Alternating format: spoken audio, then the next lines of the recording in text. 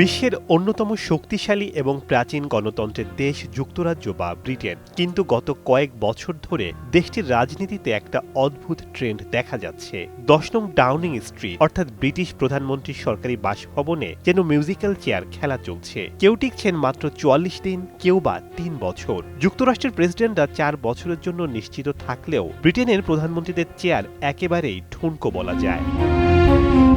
ব্রিটেনের জনগণ সরাসরি প্রধানমন্ত্রী নির্বাচন করে না, তারা ভোট দেয় নিজ নিজ এলাকার সংসদ সদস্যদের। সংসদে যে দল সংখ্যাগরিষ্ঠতা পায় সেই দলের নেতাই হন প্রধানমন্ত্রী। এর মানে হলো প্রধানমন্ত্রীর ক্ষমতার চাবিকাঠি জনগণের চেয়ে নিজের দলের এমপিদের হাতে বেশি থাকে। দলের এমপিরা যদি মনে করেন বর্তমান প্রধানমন্ত্রীর কারণে আগামী নির্বাচনে পুরো দল হেরে যেতে পারে, তবে তারা দলের ভেতরেই বিদ্রোহ বা অনাস্থা প্রস্তাব এনে প্রধানমন্ত্রীকে রাতারাতি বদলে ফেলেন।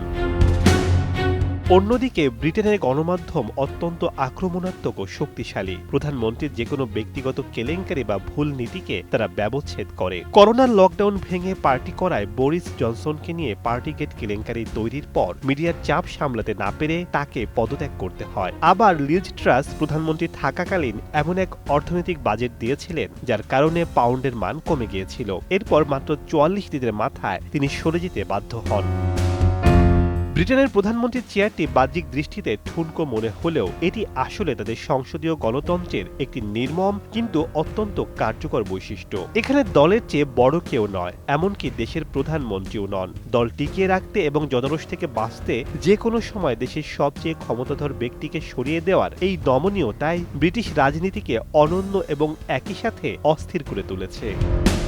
শেখ সাদি মারজান, সময় সংবাদ।